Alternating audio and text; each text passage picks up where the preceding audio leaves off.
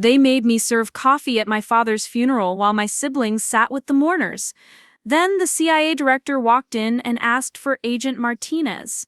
The room went silent when she realized I was holding the coffee pot. Before we jump back in, tell us where you're tuning in from. And if this story touches you, make sure you're subscribed, because tomorrow I've saved something extra special for you. The phone call came at 3 in the morning. Miguel shook me awake, his 15-year-old voice cracking as he whispered that someone was asking for me. I stumbled to the kitchen of our tiny Tucson apartment, still half asleep, and pressed the cold receiver to my ear. Carlos was on the other end, his voice flat and businesslike as always. "Dad's gone, Sofia. Heart attack. Funerals Thursday at St. Anthony's Cess. Mom wants you to help with the reception. You know, serve food, clean up, make yourself useful for once." I stood there in my pajamas, staring at the cracked linoleum floor, waiting for something to hit me. Grief, shock, anger, but all I felt was that familiar hollow ache, the one that had lived in my chest for 15 years. Ever since I walked away from Phoenix and everything I'd ever known. Ever since I became someone my family could never understand. Miguel appeared in the doorway, rubbing his eyes. His dark hair stuck up in all directions, and for a moment he looked exactly like I did at his age.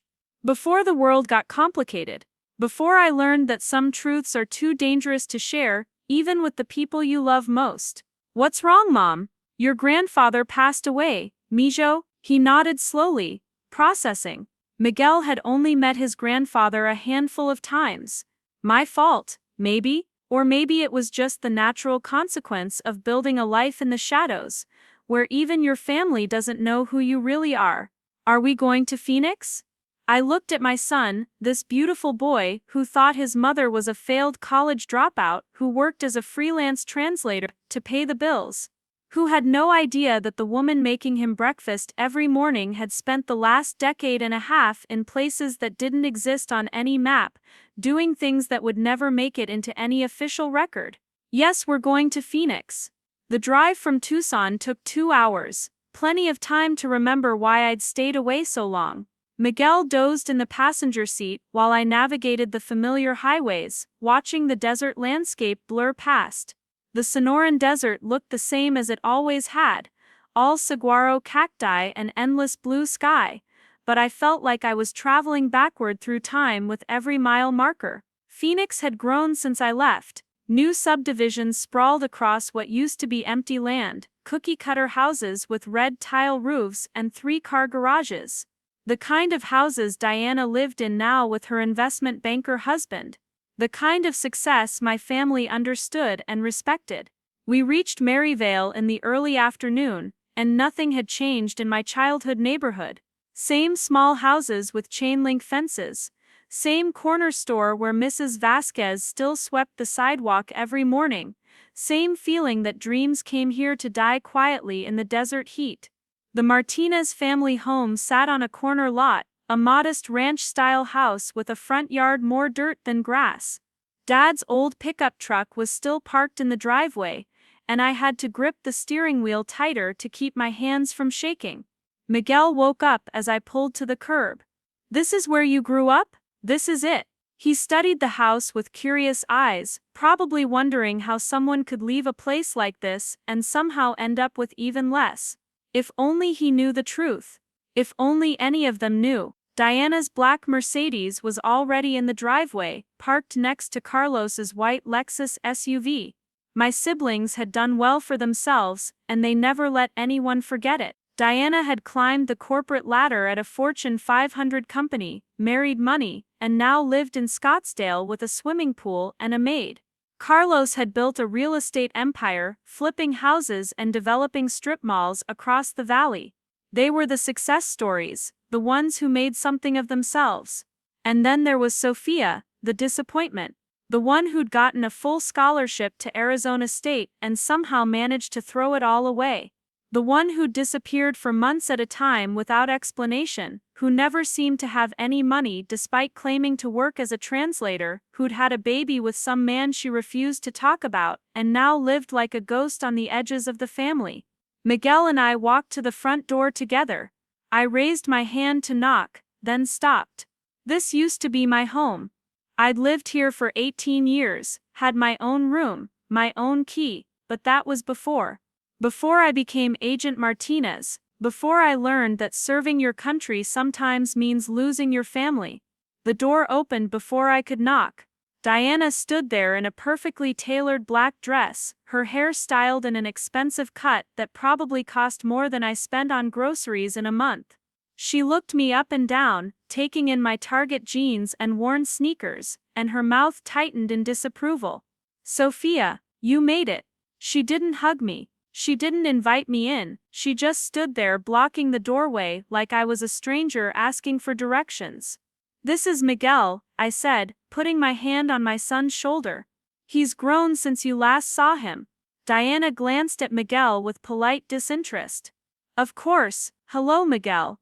She stepped aside finally, but not before adding, Mom's in the kitchen. She could use help with the food prep for tomorrow. The house smelled like pine sol and grief. Mom sat at the kitchen table, surrounded by casserole dishes and sympathy cards, her gray hair pulled back in the same simple ponytail she'd worn my entire childhood. She looked up when I entered, and for a moment her face softened. Mija, you came. Of course I came, Mama. She stood and hugged me, and I breathed in her familiar scent of Dove soap and vanilla perfume. But the embrace was brief, almost guilty, like she was embarrassed to show affection in front of Diana and Carlos, who had followed us into the kitchen. Carlos looked exactly like Dad had at his age, broad-shouldered and serious, but where Dad had worked with his hands, Carlos worked with contracts and building permits. He wore khakis and a polo shirt even to discuss funeral arrangements, always ready for his next business meeting. Good, you're here, he said without preamble. We need help tomorrow. Diana's handling the service logistics, I'm dealing with the burial arrangements, and Mom can't do everything herself. What do you need me to do? Carlos exchanged a glance with Diana. Well, someone needs to handle the reception. Set up tables, serve food, make sure there's enough coffee. You know the practical stuff. The practical stuff. Preparing and narrating this story took us a lot of time, so if you are enjoying it, subscribe to our channel. It means a lot to us. Now back to the story. That's what I'd become to them. The family member you called when you needed manual labor, not emotional support, not because you valued their presence, but because you needed an extra pair of hands. Miguel shifted uncomfortably beside me. He wasn't used to seeing his mother treated like hired help, probably because he'd never seen me interact with my family before. In his world, I was the parent who helped with homework and made sure he got to school on time, and somehow always managed to keep food on the table even when money was tight. He didn't know that to my family, I was the cautionary tale, the reminder of what happened when you didn't live up to expectations. Sure, I said quietly. I can handle the reception. Diana smiled, but it wasn't warm. It was the smile she probably used with employees who'd finally agreed to work overtime. Perfect, the church hall is available after the service. Mrs. Vasquez is bringing her famous tamales, and the ladies from Mom's prayer group are handling the main dishes. You'll just need to make sure everything's set up properly and that people have what they need. What about flowers? I asked. Diana waved her hand dismissively, already taken care of. Carlos ordered a beautiful arrangement from the whole family. Your name's on the card too. My name was on the card. How generous of them to include me in their grand gesture, even though I hadn't been consulted or asked to contribute. Just another reminder that in this family, I was an afterthought at best. Miguel tugged on my sleeve. Mom, where should I put our bags? Diana looked surprised. You're staying here? Just for tonight, I said. We'll head back to Tucson after the service tomorrow. Carlos frowned. There's not really room. Diana and David are in the guest room, and I'm on the couch. It's fine, Mom interjected quietly. Sofia can take her old room. Miguel can use the air mattress, my old room. I wondered if it still had my high school honor roll certificates on the wall, the ones that used to make Dad so proud. Back when he thought I was going to be the first in the family to graduate college, maybe become a teacher or a nurse. Something respectable. Something he could brag about to his friends at the plant. Miguel and I dragged our overnight bags down the narrow hallway. My childhood bedroom was exactly as I'd left it 15 years ago, frozen in time like a shrine to the daughter who'd had so much potential.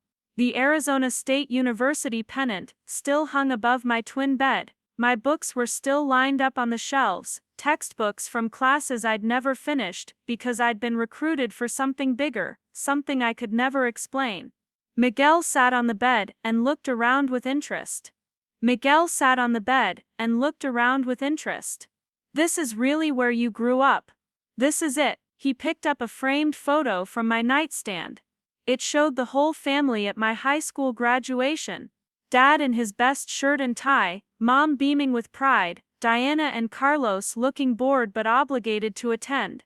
And me in the middle, 18 years old and full of dreams I never could have imagined would take me to places like Tehran and Moscow, and a dozen other cities I still couldn't name. You look happy here, Miguel said. I had no idea what was coming. That night, I lay awake listening to the familiar sounds of the house settling around its foundation. The same creaks and sighs I'd grown up with, the acoustic backdrop of a childhood that felt like it had belonged to someone else. Through the thin walls, I could hear Carlos on the phone in the living room, probably talking business even at midnight. Diana and her husband David were murmuring quietly in the guest room, making plans for their drive back to Scottsdale the day after the funeral. None of them knew that less than a month ago, I'd been in a safe house in Budapest, debriefing from an operation that had prevented a terrorist attack on American soil. They didn't know that I spoke 4 languages fluently and could kill a man with my bare hands if necessary.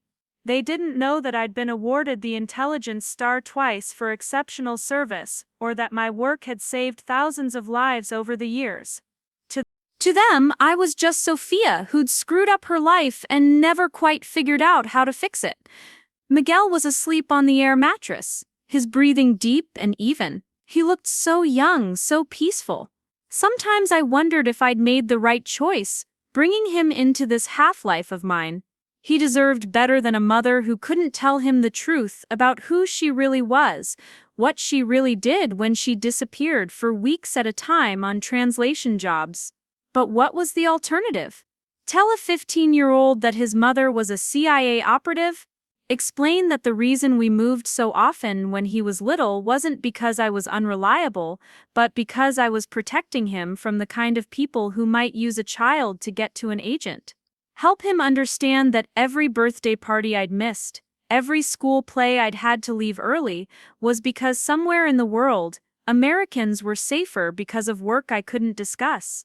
No, better to let him think I was a failure than to burden him with secrets that could get him killed. The morning of the funeral dawned clear and hot, typical Phoenix weather that made you feel like you were living inside an oven. I got up early and helped Mom prepare food for the reception while Diana got her hair done, and Carlos dealt with last-minute arrangements at the cemetery.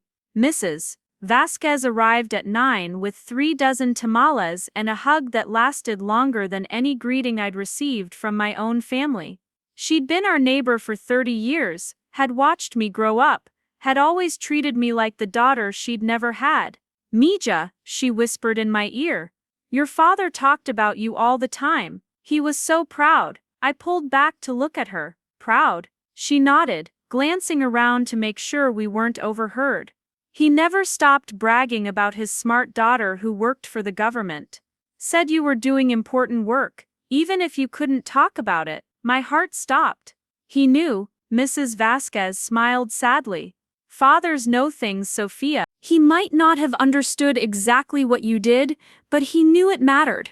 He knew you were serving something bigger than yourself." I had to excuse myself and step outside for a moment, overwhelmed by the possibility that my father had seen through my cover story, had somehow recognized that his daughter was still the idealistic girl who'd wanted to make the world a better place, just in ways he'd never expected. The funeral service was scheduled for 11 at St. Anthony's Sen, the same church where I'd made my first communion, where I'd been confirmed, where my parents had been married 43 years ago. Miguel and I dressed in our best clothes, which weren't saying much, and walked the 6 blocks to the church together. The parking lot was already full when we arrived. Dad had been well liked in the neighborhood, respected for his work ethic and his willingness to help anyone who asked. People remembered him fixing their cars in his spare time, helping them move, showing up with tools when something needed repair. He'd been a good man, a simple man, and the community had turned out to honor him. Inside the church, Diana was directing traffic like a wedding planner, making sure the flowers were arranged properly and that family members were seated in the correct pews. She wore designer sunglasses even indoors and carried a leather handbag that probably cost more than I made in a month. "Sofia, there you are," she said when she spotted me. "The church ladies need help setting up the hall for after. Can you go make sure the tables are arranged correctly?" I looked toward the front of the church, where Dad's casket sat surrounded by flowers. I'd barely had a chance to pay my respects, to say goodbye to the man who'd taught me how to change a tire and balance a checkbook and treat people with dignity regardless of their station in life. "Can't it wait until after the service?" Diana's mouth tightened. "The reception starts immediately after the burial. Everything needs to be ready." So while my siblings sat in the front pew accepting condolences and basking in the sympathy of the community, I spent my father's funeral arranging folding tables and brewing coffee in the church kitchen. Miguel helped without complaint, stacking chairs and spreading tablecloths, probably wondering why his mother was working while everyone else was mourning. Through the kitchen window, I could see the service beginning. Father Rodriguez spoke about Dad's life, his dedication to family, his commitment to honest work and community service. I watched Diana dab at her eyes with a tissue, and Carlos nod solemnly as people shared memories of their father. And I stood in the kitchen, making sure there would be enough coffee for everyone afterward. The burial was a blur of desert sun and whispered prayers. I stood at the back of the group, gathered around the gravesite, holding Miguel's hand as we watched them lower my father into the dry Arizona earth. Diana and Carlos threw handfuls of dirt onto the casket, a final goodbye that felt both ritual and real. I didn't throw dirt. I just stood there thinking about the last time I'd seen Dad alive, 6 months ago when I'd driven up from Tucson for his birthday. He'd been sitting in his favorite chair, watching a baseball game and drinking a beer, and when I'd walked in he'd smiled like seeing me was the best part of his day. "How's work, Mia?" "It's good, Dad. Keeping busy." "Good, important to stay busy. Important to have purpose." At the time I'd assumed he was talking about the translation jobs I pretended to do. Now, thanks to Mrs. Vasquez, I wondered if he'd been talking about something else entirely. After the burial, everyone drove back to St. Anthony's for the reception. I was already in the church hall, arranging food on serving tables and making sure the coffee was hot when the mourners began to arrive. People filled their plates and found seats, sharing stories about Dad and offering comfort to Mom. I moved through the crowd with coffee pots, refilling cups and clearing empty plates, invisible in the way that service workers always are. People thanked me absently, if at all, their attention focused on my siblings, who held court at the head table like grieving royalty. Diana was telling a story about how Dad had taught her to drive, how patient he'd been when she'd been nervous about parallel parking. Carlos was sharing a memory about working construction with Dad one summer, learning the value of hard work and attention to detail. Neither of them mentioned that I'd existed. Miguel sat at a corner table, picking at a plate of food and watching his mother serve coffee to people who treated her like she was part of the catering staff rather than immediate family. I could see the confusion in his eyes, the dawning realization that the woman he'd always respected was somehow less valued by her own family than she was by her teenage son. I was refilling Father Rodriguez's coffee cup when I noticed the commotion near the entrance.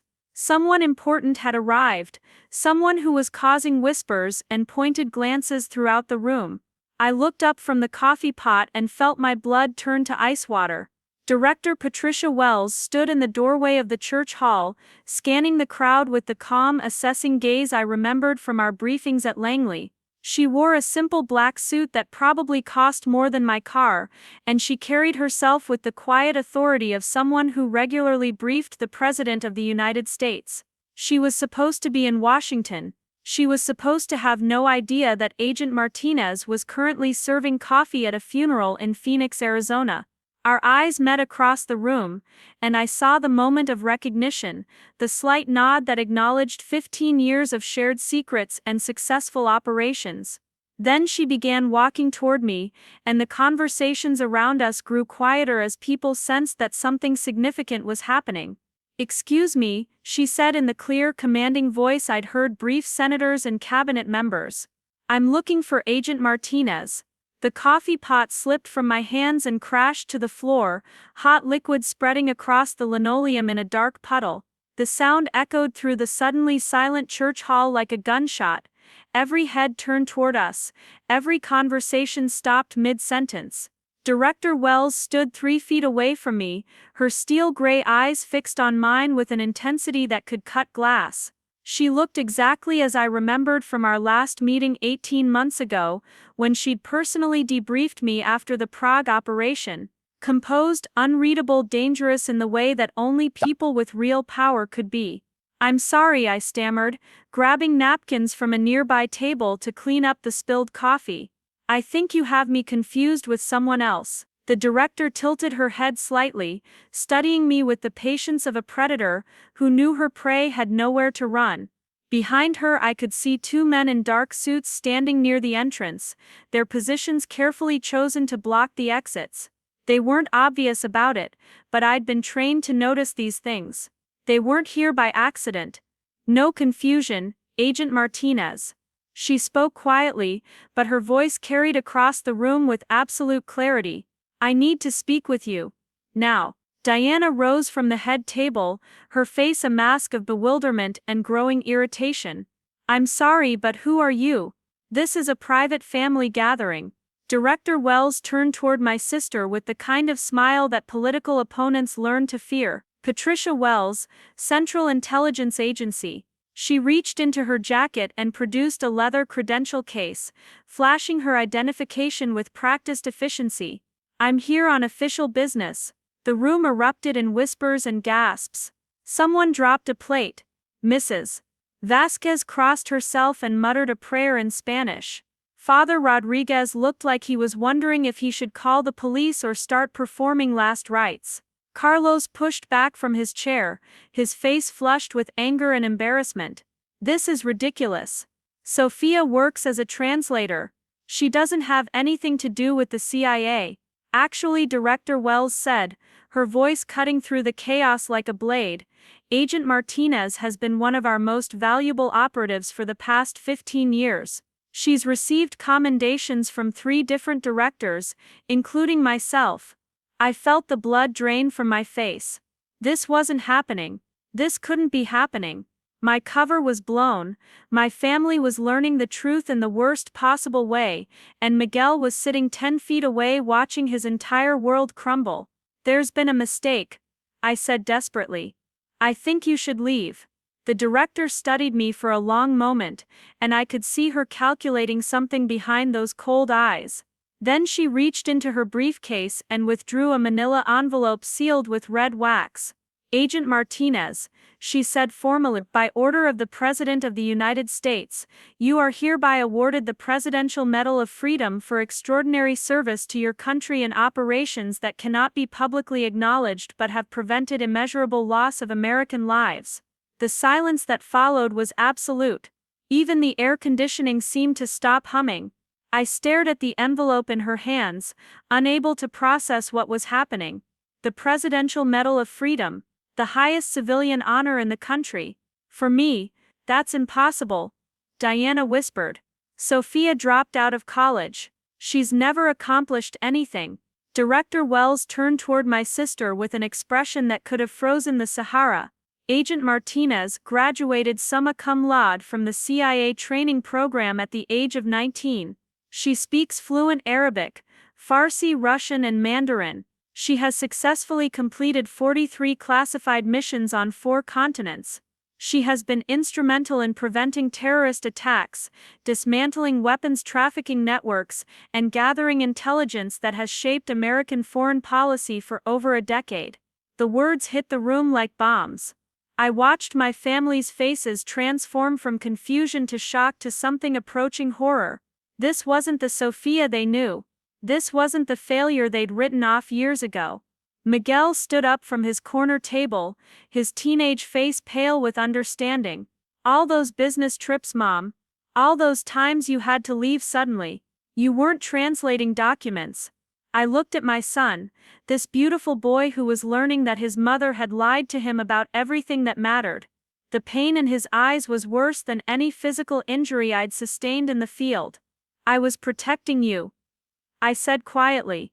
All of you. Carlos laughed, but there was no humor in it. Protecting us? From what? By disappearing for months at a time, by letting us think you were a screw-up who couldn't hold down a real job. Director Wells stepped forward, and the temperature in the room seemed to drop 10 degrees. Agent Martinez has made sacrifices that none of you can comprehend. She has missed birthdays and holidays and family gatherings because she was serving her country in ways that would give you nightmares. She has put her life on the line repeatedly to keep Americans safe, including all of you. Diana found her voice first, sharp and cutting as always. If this is true, why didn't she tell us? Why did she let us believe she was a failure? Because that's what good operatives do. The director replied. They sacrifice their personal relationships to maintain operational security. They let their families think less of them to keep those families safe from retaliation. She turned back to me, and her expression softened almost imperceptibly. Agent Martinez, you've been out of contact for 6 months. We've been concerned. I've been taking care of my son, and grieving your father, she said gently. Robert Martinez was a good man. He contacted our office last year. You know. My heart stopped. What? He called the main switchboard, and eventually got transferred to my assistant. He said he didn't need to know any details, but he wanted us to know that he was proud of his daughter's service. He asked us to tell you that he understood why you couldn't come home more often. The church hall began to spin around me. Dad had known. He'd not only known, he'd reached out to my handlers to express his support. While I'd been torturing myself with guilt over missing family dinners and birthday parties, he'd been proud of the work I was doing. Mrs. Vasquez appeared beside me, her weathered hand gripping my arm for support. I told you, Mesha. Fathers know things. Director Wells opened the envelope and withdrew an ornate medal attached to a blue ribbon. The presidential seal gleamed gold in the fluorescent light of the church hall. Agent Sofia Martinez, for exceptional service to the United States of America in the global war on terror, for courage under fire in hostile territories, and for intelligence gathering that has prevented multiple terrorist attacks on American soil. You are awarded this Presidential Medal of Freedom. She placed the medal around my neck, and suddenly the weight of 15 years of secrecy seemed to lift from my shoulders. I wasn't the family disappointment anymore. I wasn't the daughter who'd thrown away her potential. I was Agent Martinez, and I'd served my country with honor. The room remained frozen in stunned silence until Miguel broke free from his corner table and ran to me. He wrapped his arms around my waist, and I could feel him trembling against me. I'm proud of you, Mom, he whispered. I've always been proud of you, even when I didn't understand. Diana and Carlos hadn't moved from their positions near the head table. They looked like they'd been struck by lightning. Their carefully constructed narrative about their successful lives suddenly complicated by the sister they'd dismissed as irrelevant. I don't understand, Diana said finally. If you're some kind of secret agent, why are you living in that tiny apartment in Tucson? Why don't you have money? Director Wells answered before I could. Agent Martinez has been undercover for most of her career. Maintaining a low profile was essential to her operational effectiveness. The government has been depositing her salary and bonuses into secured accounts that she couldn't access without compromising her cover. How much money? Carlos asked. His real estate developer brain immediately focused on the financial implications. The director smiled coldly. Enough that Agent Martinez will never need to worry about her son's college tuition, or anything else, for that matter. Around us, the other funeral guests were slowly processing what they'd witnessed. Neighbors who'd known me as a child were looking at me like I'd transformed into someone completely different. Father Rodriguez approached hesitantly, his face full of wonder and confusion. "Sofia, is this true? You work for the CIA?" I nodded, unable to find words. After 15 years of lies and misdirection, the truth felt strange on my tongue. All those times. "You disappeared," Mrs. Gonzalez said from across the room. "We thought you were in trouble with drugs or men or something." "I was in trouble," I said quietly, "just not the kind you were thinking." Director Wells checked her watch with the efficiency of someone whose time was measured in national security briefings. "Agent Martinez, we need to discuss your next assignment, but first," she looked around the room meaningfully, "we need to have a conversation about operational security going forward." The implication was clear. Everyone in this room now knew classified information. Everyone in this room was now potentially at risk. "What does that mean?" Diana asked, her voice tight with fear. "It means," the director said calmly, "that you're all going to sign some very comprehensive non-disclosure agreements, and it means that Agent Martinez's cover is permanently blown, which necessitates some significant changes to her operational status." She turned back to me, and I could see decisions being made behind her eyes. "Congratulations, Agent Martinez, you've just been promoted to Senior Operations Supervisor. Your new assignment is training the next generation of operatives at Quantico, full pension benefits, housing allowance, and Miguel will have access to the best schools in Virginia." Miguel looked up at me with eyes full of hope and excitement. "We're moving to Virginia?" "If you want to," I said. "Would you like that?" He grinned, and for the first time in months, he looked like the carefree kid I remembered from before his grandfather got sick. "Can I finally tell people what my mom really does for a living?" Director Wells laughed, a sound I'd never heard from her in all our years of working together. "Within limits." "Young man, within limits." Carlos cleared his throat, looking uncomfortable and uncertain. "So what happens now? Do we pretend this never happened?" "No," the director said. "You acknowledge that your sister has spent the last 15 years serving her country with distinction. You recognize that she has sacrificed more than most people sacrifice in a lifetime. And you treat her with the respect she deserves." Diana set down her wineglass with trembling hands. "I feel sick. All this time, we thought we said such horrible things." "You said what you believed based on the information you had," I said quietly. "That's not your fault. But it was their fault, at least partially. They'd never given me the benefit of the doubt. They'd never asked if there might be more to my story than what appeared on the surface. They'd been content to write me off as a failure because it made their own success feel more meaningful by comparison." Director Wells began packing her briefcase, her official business apparently concluded. "Agent Martinez, report to Langley next Monday for your transition briefing. We'll discuss housing options and Miguel's school placement at that time." She paused at the door and looked back at the room full of stunned faces. "One more thing. Robert Martinez contacted us last year specifically to ask that we take care of his daughter when her active service ended.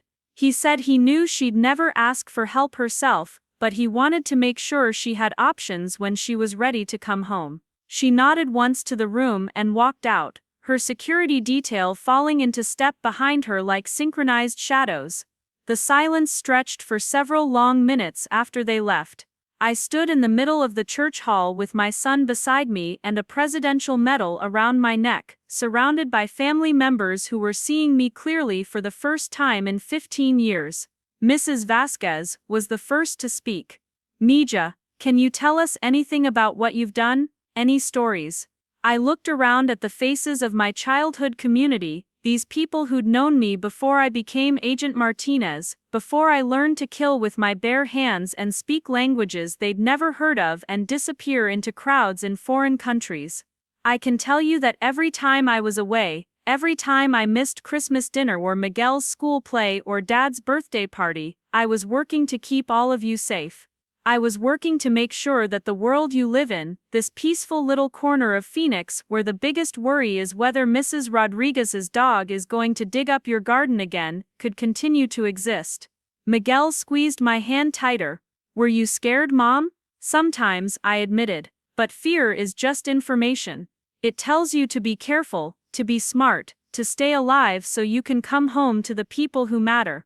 Carlos stood up slowly, his face pale with what I recognized as shame. Sofia, I owe you an apology. We all do. You don't owe me anything. Yes, we do. Diana's voice was thick with tears. We've treated you like garbage for years. We made you feel unwelcome at your own father's funeral, and you were out there risking your life to protect people like us. I looked at my siblings, these people who'd shared my childhood but had never really known me as an adult. The anger I'd carried for so long felt heavy and useless now, like armor I no longer needed. The past is the past, I said. What matters is what we do going forward. Diana wiped her eyes with a napkin, smearing her expensive makeup. What can we do? How do we make this right? You can let Miguel and me be part of this family again. You can stop treating me like an embarrassment, and start treating me like your sister. Carlos nodded quickly. Done. Absolutely. And Sofia, if you need anything for the move to Virginia, anything at all, just ask. I smiled for the first time since entering the church that morning. Actually, there is something you can do. Anything? Help me pack up Dad's house. There are things I want Miguel to have, memories I want him to understand about his grandfather. And I want to hear your stories too, the ones about Dad that I missed while I was gone. Diana stood up and walked around the table toward me.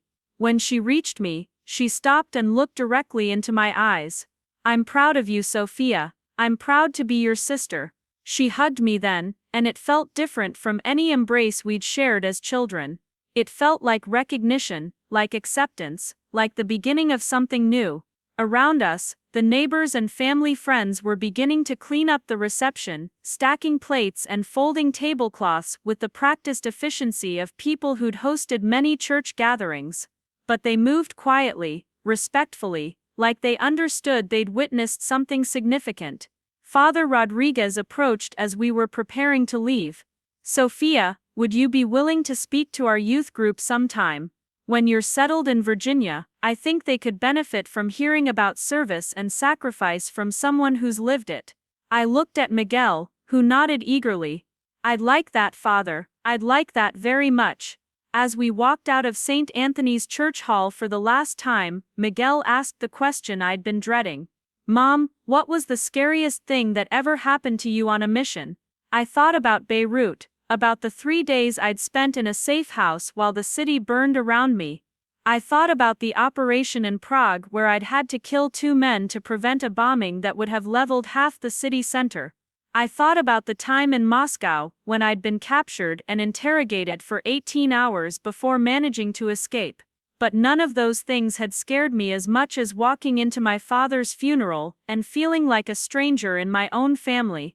The scariest thing, I told him, was thinking that I'd have to choose between serving my country and being your mother. Thinking that I couldn't do both well. Miguel considered this as we walked toward our car, but you did do both well. You saved a lot of people, and you raised me right. I ruffled his hair, this kid who'd grown up thinking his mother was a failure but had loved me anyway. You're pretty wise for 15, I learned from the best. As we drove away from the church, I looked in the rearview mirror at Diana and Carlos helping Mom into Diana's Mercedes. My family looked smaller somehow, diminished by the revelation that the daughter they'd dismissed had actually been living a life of significance they couldn't begin to comprehend. But they also looked different. Humbled, maybe, ready to rebuild relationships they'd neglected for too long. Miguel stared out the passenger window at the desert landscape flowing past. Mom, when we move to Virginia, will I be able to visit Phoenix sometimes? Will I get to see Grandma and Aunt Diana, and Uncle Carlos? Of course, Miguel, they're your family too. He nodded thoughtfully. Good, I think they need to get to know me better, and I want to learn more about Grandpa, about who he really was. I reached over and squeezed his hand. He was proud of you too, Miguel, even though he didn't get to spend much time with you, he was proud to be your grandfather. We drove through the familiar streets of my childhood one more time, past the house where I'd learned to ride a bike, past the school where I'd discovered I was good with languages, past the library where I'd first read about far-off places I'd dreamed of seeing someday. I had seen those places, and many more besides. I'd walked through the streets of foreign cities and spoken languages my high school teachers had never heard of. I'd done things that mattered, things that made a difference in ways both large and small. But the most important thing I'd ever done was sitting beside me, asking thoughtful questions about our new life and trusting me to guide him through the changes ahead. Agent Martinez was getting a new assignment, a new life, a new chance to serve her country in a different way. But Sofia Martinez, the girl from Phoenix who'd always wanted to make the world a better place, was finally coming home.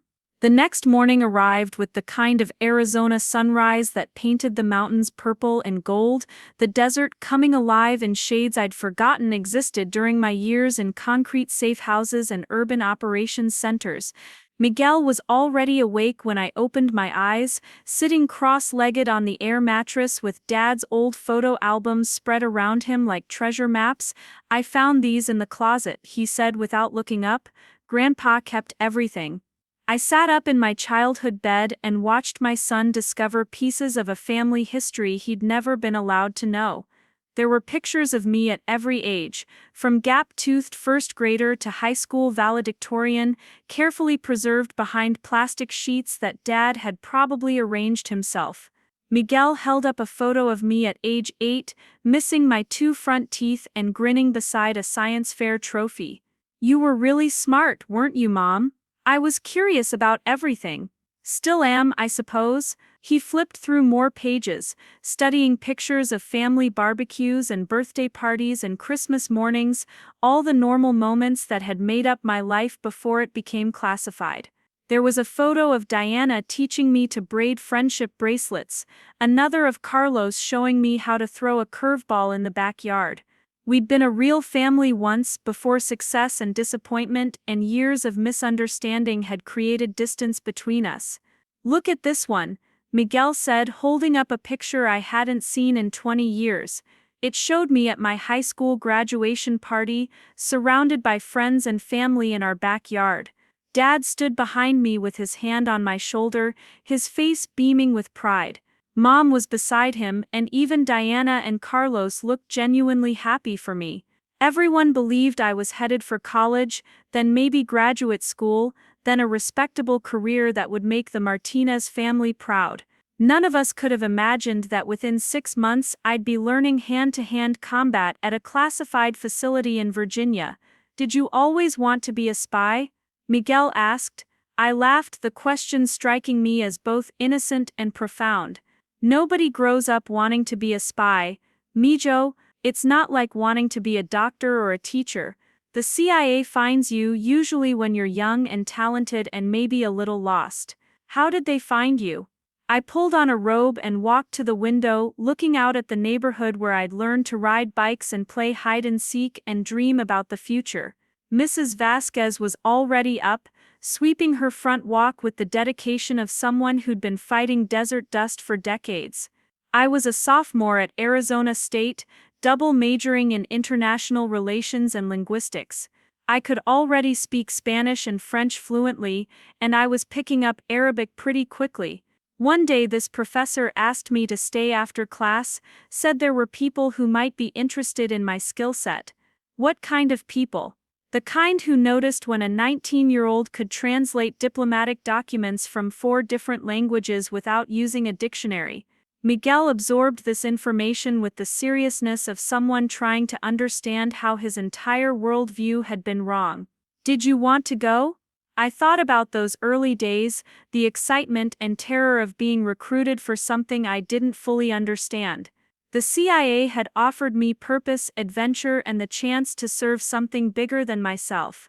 At 19, fresh out of Phoenix and hungry for significance, it had felt like winning the lottery.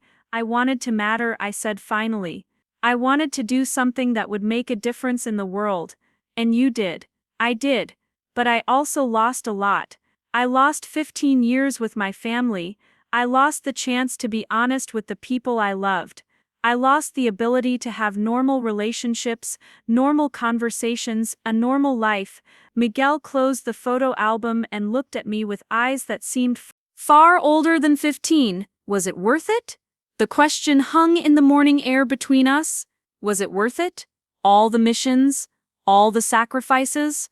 All the nights I'd lain awake, wondering if my son would be better off with a mother who was actually present in his life, instead of disappearing at a moment's notice to prevent disasters he'd never know about. Ask me again in 10 years, I said, when you're old enough to understand what the world looks like, without people willing to stand in the shadows and do the difficult things. From the kitchen came the sound of Mom making coffee, the same morning routine she'd followed for 40 years. Soon Diana and Carlos would be up, and we'd all sit around the breakfast table like a normal family, except nothing was normal anymore. Everything had changed yesterday when Director Wells walked into that church hall. Miguel began carefully stacking the photo albums. Mom, can I ask you something? Always. Are you glad it's over? The secret stuff? I considered the question while watching Mrs. Vasquez water her desert roses, the same flowers she'd been tending since I was Miguel's age. Yesterday I'd been Agent Martinez, living a carefully constructed lie to protect everyone around me. Today I was Sofia Martinez again. Free to be honest for the first time in 15 years, part of me is relieved, I admitted. It's exhausting, living two different lives. Always having to remember which story I'm supposed to tell, always being careful not to let anything slip. But part of you isn't? Part of me is terrified, I said honestly. Being Agent Martinez gave me purpose, importance. I knew exactly who I was and what I was supposed to do. Being Sofia Martinez again means figuring out who I am when I'm not saving the world. Miguel grinned and I saw my father's smile in his face. Maybe you can just be my mom. That seems pretty important to me. The simple truth of it hit me like a physical blow. For 15 years, I'd convinced myself that my work was more important than my personal life, that sacrificing time with Miguel was justified by the lives I was saving half a world away. But what if the most important job I'd ever had was the one I'd been doing all along, just not very well because I'd been distracted by everything else? Diana appeared in the doorway, already dressed and made up despite the early hour. She looked uncomfortable, like she was entering a room where she wasn't sure she belonged. Sofia, can we talk? Privately? Miguel took the hint and gathered up the photo albums. I'm going to show these to Grandma. She probably has stories to go with all the pictures. After he left, Diana perched on the edge of my childhood desk chair, her posture stiff and formal. She'd always carried herself like someone who was perpetually being evaluated, probably because in her corporate world, she was. I don't know how to do this, she said finally. Do what? Be your sister, the real you. I mean, I've spent so many years thinking of you as the family screw-up that I don't know how to think of you as someone who's accomplished more than Carlos and I put together. I pulled my knees up to my chest, suddenly feeling like the little sister again despite everything that had happened. You don't have to think of me any differently. I'm still the same person. No, you're not. You're someone who speaks 4 languages and has medals from the president, and has lived through things I can't even imagine. You're someone who's been protecting people like me while I've been complaining about quarterly earnings reports and client meetings. The self-recrimination in her voice was painful to hear. Diana had always been hard on herself, always pushing to achieve more, to climb higher, to prove her worth through external validation. It was one of the things we'd had in common, though I'd never recognized it before. Your work matters too, I said. You employ people, you contribute to the economy, you've built something significant. Diana laughed bitterly. I sell financial services to rich people who want to get richer. You prevented terrorist attacks. Both things can matter. Not everyone needs to be a spy. She was quiet for a long moment, staring out the window at the neighborhood where we'd grown up together. When she spoke again, her voice was smaller, more vulnerable than I'd heard it since we were children. I've been jealous of you for years. That caught me off guard. Jealous? Of what? Of how much Dad loved you. Even when he was disappointed, even when he didn't understand your choices, you were still his favorite. You were the smart one, the one with potential. Carlos and I were just the ones who did what was expected. I stared at my sister, this successful woman who'd climbed corporate ladders and married well and lived the kind of life our parents had dreamed their children would have. The idea that she'd envied me, the supposed family failure, was almost incomprehensible. Diana, you've achieved everything you set out to achieve. You have the house, the husband, the career. You've made Mom and Dad proud in all the traditional ways, but I never made them proud the way you did. Even yesterday, when we found out the truth, I could see it in Mom's face. She was proud of you in a way she's never been proud of me. Before I could respond, Carlos appeared in the doorway, looking as uncomfortable as Diana had. He'd clearly been listening to at least part of our conversation. Can I join this awkward family therapy session? Diana managed a weak smile. The more the merrier. Carlos sat on the air mattress where Miguel had been sleeping, and suddenly we were arranged like we used to be as kids, gathered in my room to share secrets and complain about our parents and plan adventures we'd never actually undertake. I owe you an apology too, Carlos said without preamble. Maybe the biggest apology of all. For what? For being an ass yesterday. For treating you like the hired help at Dad's funeral. For years of making you feel like you didn't belong in this family. I appreciated the apology, but part of me wondered if it was genuine or just guilt talking. Carlos had always been practical above all else, quick to adapt his behavior to changing circumstances. Now that I was revealed to be successful rather than failed, was he simply recalibrating his treatment of me? It's fine, Carlos. You didn't know. That's not an excuse. He ran his hands through his hair, a nervous gesture I remembered from childhood. Even if you had been a failure, even if you had dropped out of college and been working dead-end jobs, you still deserve to be treated with respect. You're our sister. The simplicity of the statement hung between us. Family was supposed to be about unconditional love, about standing by each other regardless of success or failure, about creating safe spaces where people could be imperfect and still belong.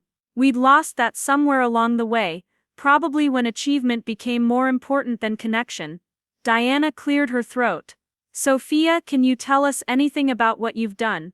I know it's probably classified, but I considered what I could share without violating my oath or putting anyone in danger. There were stories that might help them understand what my life had been like without revealing operational details that could compromise ongoing missions. I can tell you that I've lived in 8 different countries. I've posed as everything from a graduate student to an art dealer to a diplomatic attaché. I've prevented 3 major terrorist attacks that would have killed hundreds of people, and helped disrupt weapons smuggling networks that were supplying conflicts in Africa and the Middle East. Carlos whistled low. Jesus, Sofia, how do you even process that kind of responsibility? Very carefully. And with a lot of therapy that I can't tell my therapist about. That got a laugh from both of them. The first genuine laughter we'd shared in years. What was the hardest part? Diana asked. Missing Miguel's childhood, I said without hesitation. Being gone for his first steps, his first words, his first day of school. Having to leave in the middle of parent-teacher conferences because something was happening in Syria or Afghanistan, or wherever. Knowing that he was growing up thinking his mother was unreliable when actually I was just trying to keep the world stable enough for him to grow up in. The room fell quiet again. Through the thin walls, we could hear Mom moving around the kitchen, probably starting breakfast for everyone. In a few hours, Diana and Carlos would drive back to their successful lives in Scottsdale and Tempe, and Miguel and I would begin packing for our move to Virginia. But for now, we were just siblings again, trying to figure out how to be a family after years of growing apart. There's something else I need to tell you both, I said. About the money. What money? Director Wells mentioned that I have accounts I haven't been able to access. Salary and bonuses from 15 years of service. It's more than I'll ever need. How much more? Carlos asked, his business instincts kicking in. Enough to pay off Mom's house. Enough to set up college funds for your kids, Diana. Enough to help with Carlos's next development project if he wants. Enough to take care of the whole family. Diana's eyes filled with tears. Sofia, you don't owe us anything. After the way we've treated you. You're my family, I said simply. This is what family does. We take care of each other. Carlos stood up abruptly and walked to the window, his back to us. I could see his shoulders shaking slightly. Carlos, I don't deserve a sister like you, he said, his voice thick with emotion. All these years you've been out there risking your life while I've been worried about property values and profit margins. And now you want to share your money with us. Not because you deserve it, I said gently. Because I love you, because despite everything that's happened, despite all the misunderstandings and hurt feelings, you're my brother and sister and I want us to be a real family again. Diana crossed the room and hugged Carlos from behind, and then gestured for me to join them. We stood there in my childhood bedroom, 3 middle-aged siblings trying to repair relationships that had been damaged by years of assumptions and pride and failure to communicate. Miguel appeared in the doorway, took one look at us, and grinned. Are you guys having a moment? The biggest moment, Diana said, wiping her eyes. Can I be part of it? Miguel joined our awkward group hug, and for the first time in 15 years, I felt like I was truly home. Not just in the house where I'd grown up, but in the family that had shaped me before the world taught me to keep secrets, and live lies and sacrifice personal happiness for abstract concepts like national security. Mom called from the kitchen that breakfast was ready, and we trooped down the hallway like we used to when we were kids, arguing over who got the biggest pancakes and whether Diana was allowed to hog the orange juice. But as we gathered around the kitchen table, I realized that some things had changed permanently. Carlos pulled out my chair for me, a small gesture of respect he'd never shown before. Diana asked Miguel detailed questions about school and his interests, trying to make up for years of treating him like an afterthought. Mom kept looking at me with an expression I couldn't quite read, like she was seeing me clearly for the first time. After we'd finished eating, Diana pulled out her phone and began scrolling through her calendar. When do you have to report to Virginia? Monday. Director Wells wants to start my transition to the training position right away. That's only 5 days away. Do you need help packing? Moving? Miguel and I don't have much. We've always traveled light. Carlos leaned forward. What about Miguel's school? Has he been accepted anywhere in Virginia? Director Wells mentioned that he'd have access to good schools. I assume the CIA has resources for these kinds of transitions. Diana frowned. You shouldn't have to assume anything. This is your son's education we're talking about. Let me make some calls, do some research. I have contacts on the East Coast who might be able to help. The offer surprised me. Diana had never shown much interest in Miguel's welfare before, probably because she'd written me off as an irresponsible parent along with everything else. Now she was volunteering to help ensure his future. That would be great, I said. Thank you. What about housing? Carlos asked. Are they providing you with a place to live? The government will arrange something, I'm sure.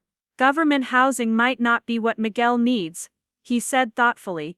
Let me look into private rentals in the Quantico area. If you're going to have access to your back pay, you should be able to afford something nice. I looked around the table at these people who'd spent years treating me like an embarrassment and were now mobilizing to help with my transition to a new life. The transformation was almost too much to process. You don't have to do all this, I said. Yes, we do. Mom interjected quietly. We have 15 years of support to make up for. She reached across the table and took my hand, her fingers soft and familiar. I'm sorry, Misha. I'm sorry for all the times I doubted you, all the times I wished you were different. I should have known you were doing something important, even if I didn't understand what it was. The apology I'd been waiting for without realizing it. The validation from the woman who'd raised me, who'd taught me right from wrong, who'd watched me walk away from everything familiar without understanding why. You raised me to want to make a difference, Mama. Everything I've done, All the choices I've made, they came from values you and Dad taught me. Miguel looked around the table at his newly expanded family with satisfaction. So when we move to Virginia, you'll all come visit us. Try to keep us away, Diana said. I want to see where my sister trains the next generation of heroes, and I want to meet some of your colleagues. Carlos added, I've never known anyone who worked for the CIA. I laughed, imagining my real estate developer brother trying to network with intelligence operatives. It might not be as exciting as you think. A lot of paperwork and briefings and bureaucratic meetings. Still sounds more interesting than zoning permits and construction. Contracts. We spent the rest of the morning going through Dad's belongings, deciding what to keep and what to donate. Miguel claimed Dad's toolbox and his collection of baseball caps, tangible connections to the grandfather he was just beginning to understand.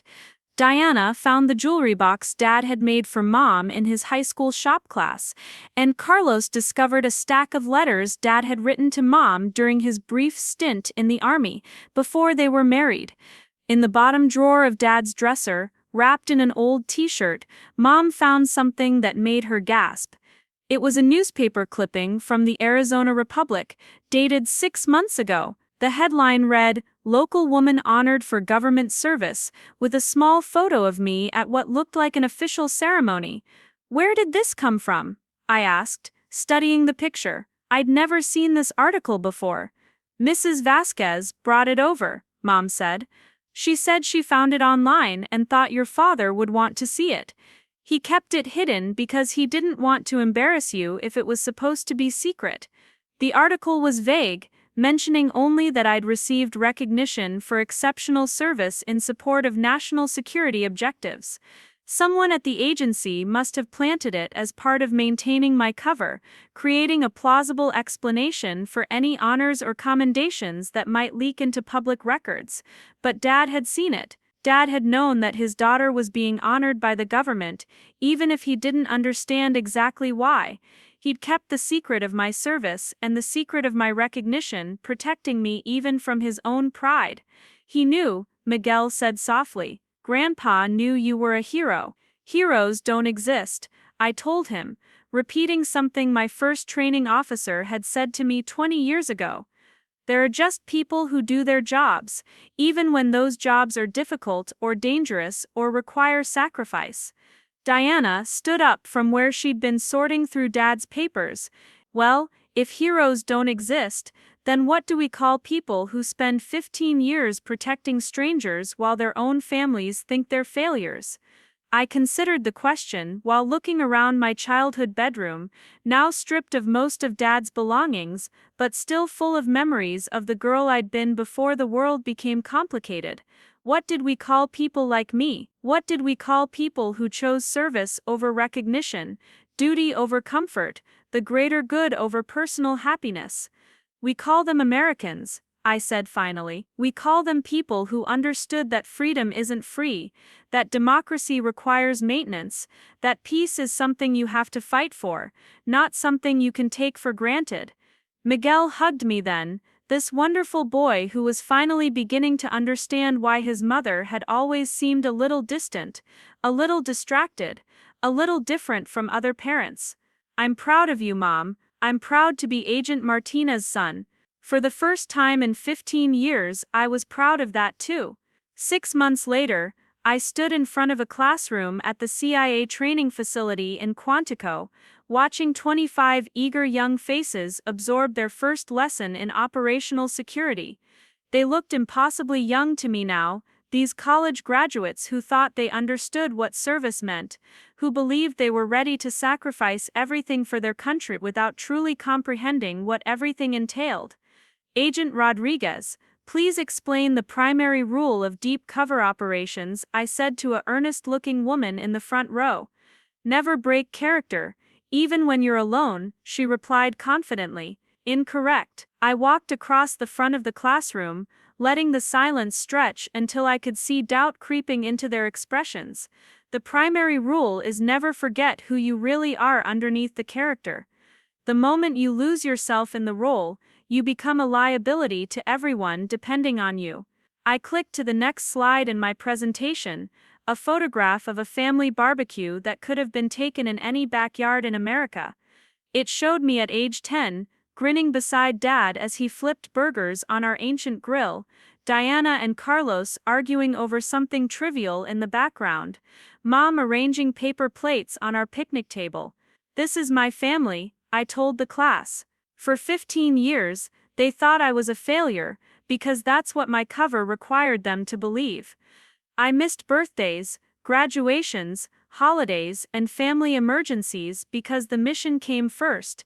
I watched my son grow up thinking his mother was unreliable, watched my siblings dismiss me as the family disappointment, watched my parents worry about my future, while I was preventing disasters they'd never hear about.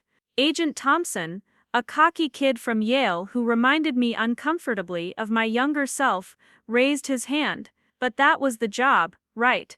Personal sacrifice for the greater good.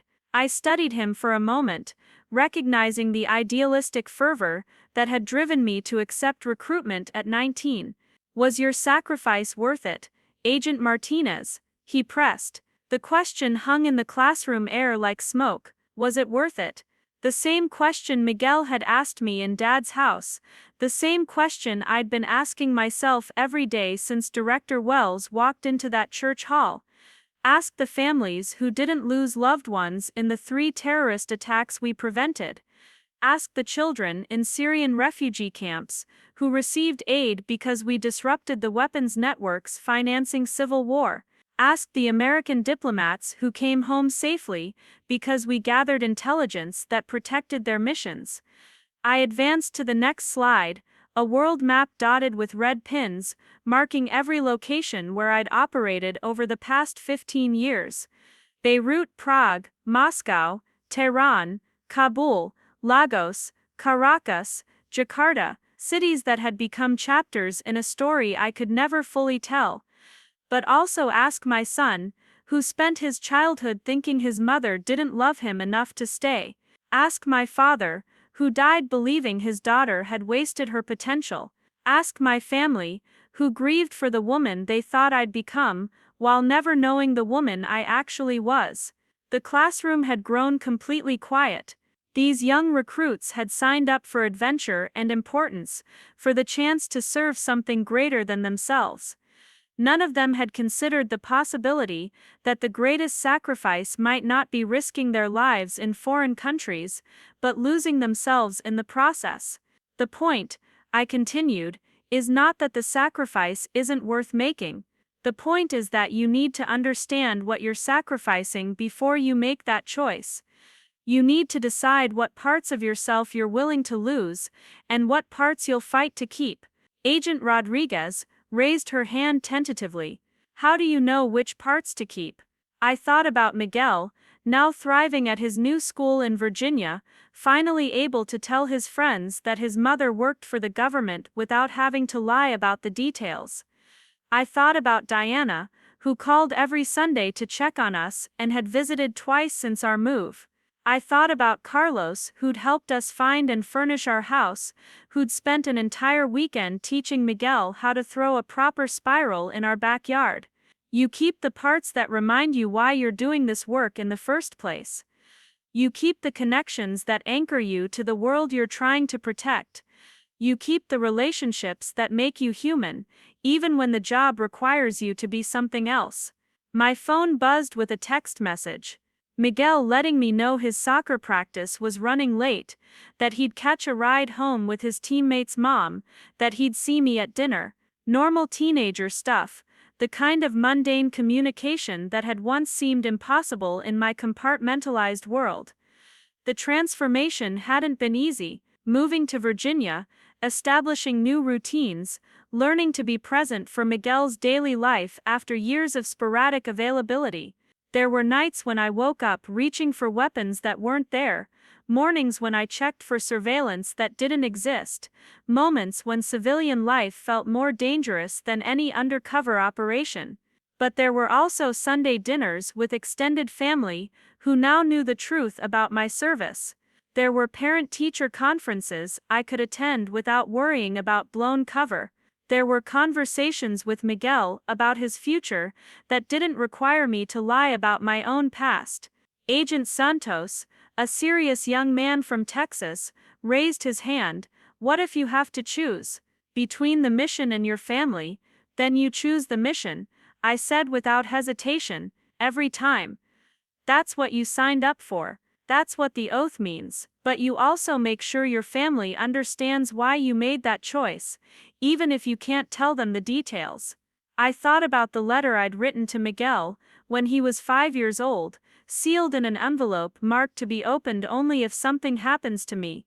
It explained everything I couldn't tell him while I was alive. Every mission and choice and sacrifice.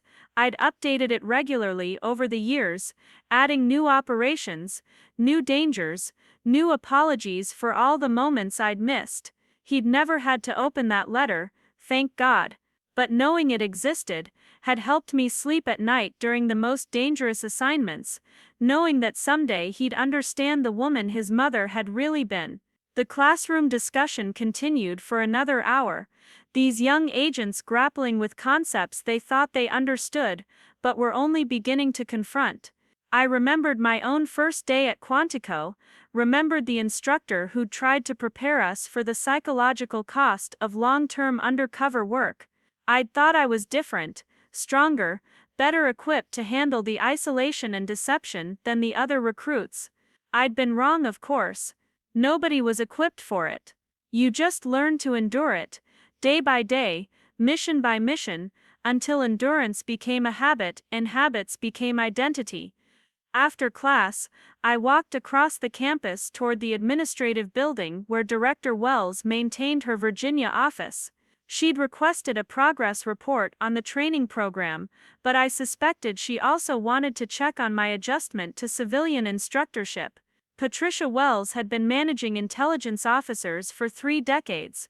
She knew the signs of someone struggling with the transition from active service to support roles.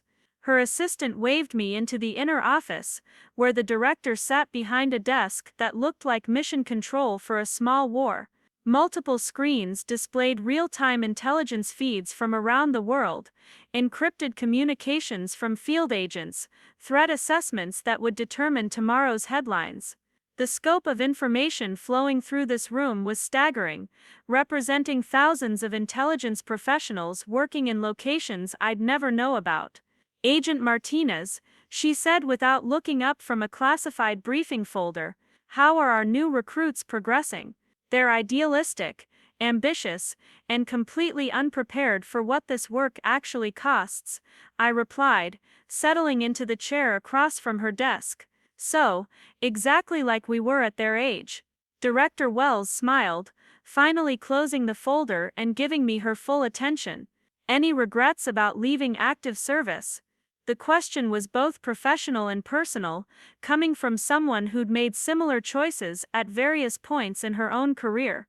Patricia Wells had been a field agent before she became an administrator, had sacrificed relationships and personal happiness for national security objectives, had wrestled with the same questions about service and cost that haunted everyone in our profession. I thought about it for a moment, looking out the window at the training grounds where new agents were learning to shoot, to fight, to lie convincingly under pressure. Part of me missed the adrenaline, the sense of immediate importance, the knowledge that my actions were directly preventing catastrophes. But I also thought about last weekend, when Miguel had asked me to help with a history project about the Cold War. For the first time, I'd been able to share real insights about international relations, to explain the context behind events he was studying without worrying about revealing classified information. We'd spent 3 hours at the kitchen table, working together on something that mattered to him, and I'd been completely present for every moment. No regrets, I said. This is exactly where I need to be right now. Good. Because I have something to discuss with you. She opened another folder, this one marked with security classifications I hadn't seen in years. We're developing a new program, a joint initiative with Allied Intelligence Services. We need someone to design the training curriculum, someone who understands both the operational requirements and the human costs. What kind of program? Deep cover specialists, agents who can maintain false identities for years, even decades, while gathering intelligence on emerging threats. It's the kind of work you excelled at, but with even longer commitments and deeper isolation. I felt a familiar flutter of excitement, the old hunger for missions that mattered, for work that required everything I had to give. But I also thought about Miguel's soccer games, about Diana's Sunday phone calls, about the promise I'd made to myself and my family to be present for the life we were building together. How long would the design phase take? 6 months, maybe 8. Mostly research and planning, some consultation with international partners, all of it based here in Virginia, no travel required. You'd be creating the framework that will prepare agents for assignments you'll never have to take yourself. The perfect compromise. Meaningful work that drew on my experience without requiring me to sacrifice the relationships I'd fought to rebuild. I could design training programs that might prevent other agents from making some of the mistakes I'd made, help them navigate the psychological challenges I'd learned to handle through trial and error. I'm interested, I said. When would you need an answer? Director Wells smiled. I'll take that as a yes. Your first briefing is scheduled for Monday morning. As I walked back across campus toward the parking garage, I called Miguel to let him know I'd be home in time for dinner.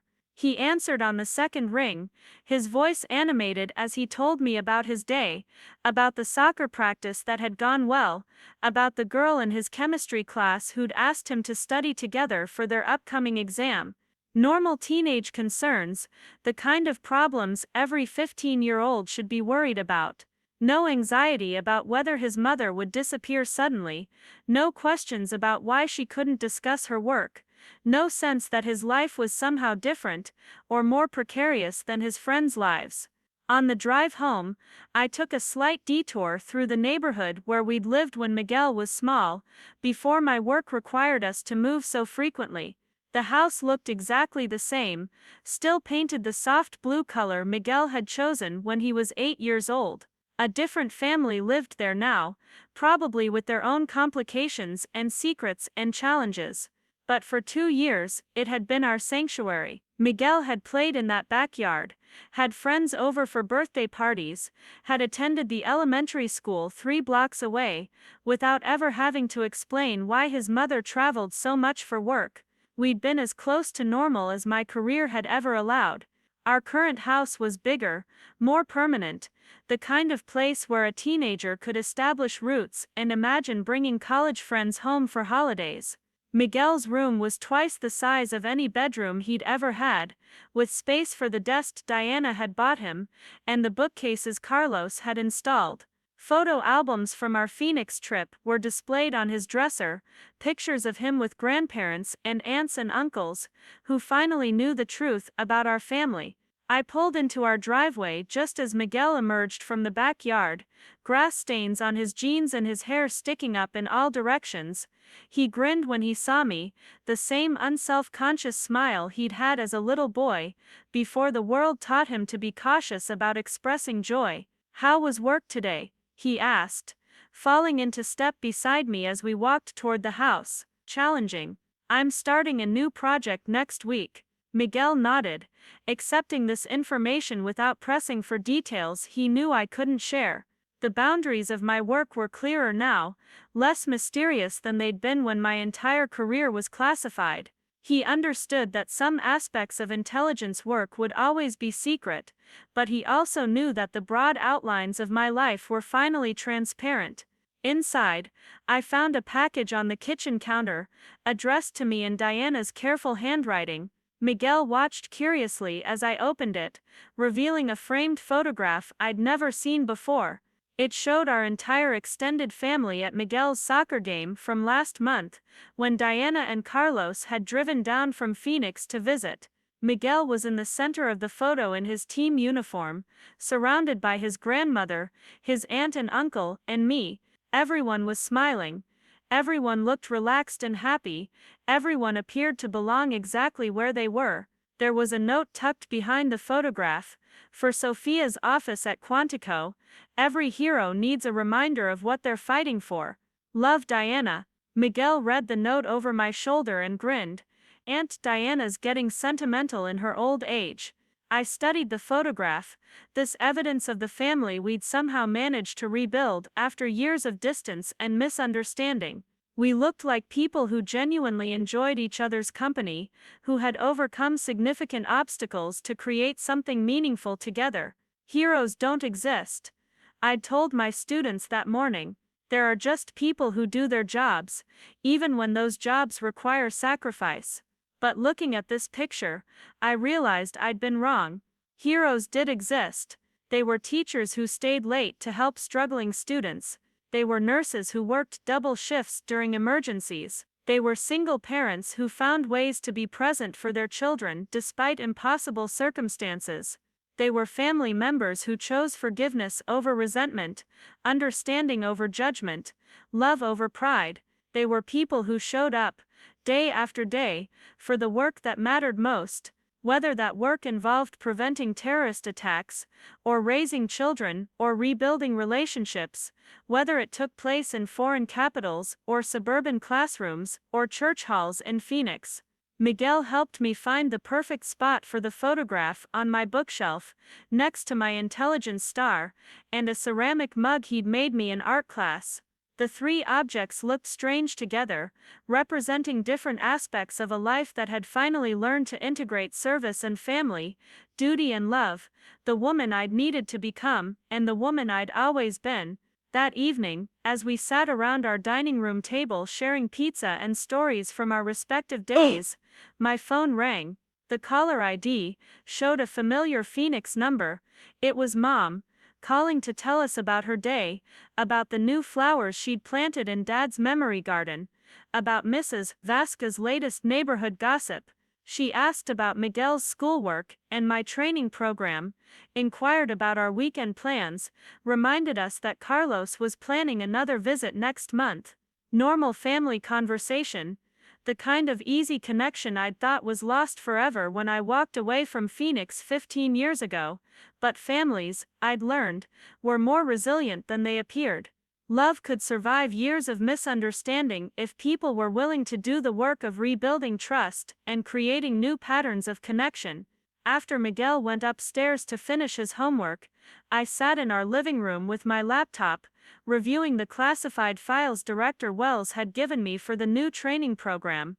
The scope of the project was ambitious, requiring me to synthesize everything I'd learned about long-term undercover work into a curriculum that would prepare agents for assignments even more demanding than mine had been. It was exactly the kind of challenge I'd craved during my active service years, meaningful work that drew on my expertise while contributing to something larger than any individual mission. But it was also work I could do from home, work that wouldn't require me to disappear for weeks or months, work that allowed me to be present for Miguel's remaining high school years. The balance I'd spent 15 years trying to achieve was finally within reach. Not perfect balance, because perfect didn't exist in careers that dealt with life and death consequences, but sustainable balance, the kind that acknowledged competing priorities while refusing to sacrifice everything for any single commitment. Miguel appeared in the living room doorway, pajamas on and homework completed. "Mom, can I ask you something?" "Always," I said, closing the laptop to give him my full attention. "Do you think Grandpa would be proud of how everything turned out?"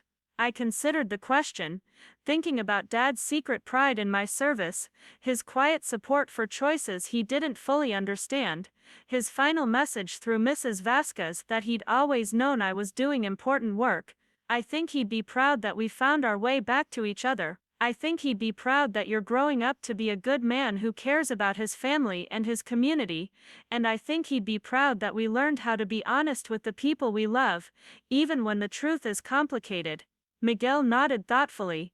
I miss him too, but he's still with us in all the ways that matter, in the values he taught us, in the love he showed us, in the family he brought together."